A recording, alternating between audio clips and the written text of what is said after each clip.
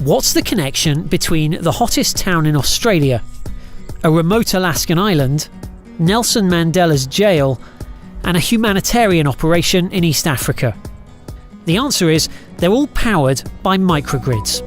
Unlike a traditional power grid which links up large conurbations or whole countries, a microgrid is a small, self-contained network that serves a local area. That means it's able to provide access to electricity in remote, hard-to-reach communities that can't easily be connected to national grids, like Kodiak Island. We're out here on our own in the Gulf of Alaska, so we take care of a lot of stuff ourselves. Or Marble Bar in the middle of the Western Australian outback, which previously relied on shipping in fuel for diesel generators at great cost.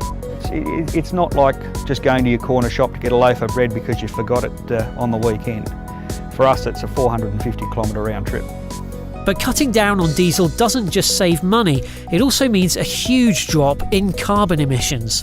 Microgrid technology is especially good at managing and storing natural resources near the point of consumption, meaning they can incorporate clean renewable energy from the sun, wind and waves.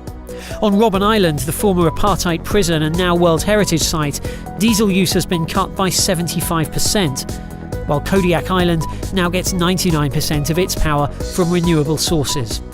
The technology is there to actually fundamentally change the way energy works in our lives. And the ability to be self-sufficient means that microgrids can be vital even where a larger grid already exists.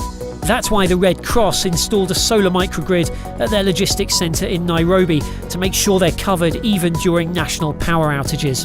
Cities at risk from extreme weather conditions can also benefit from having these islanded grids. Microgrids have emerged as one of the key technologies in the ongoing energy revolution, helping to make power cleaner and available to more people than ever before.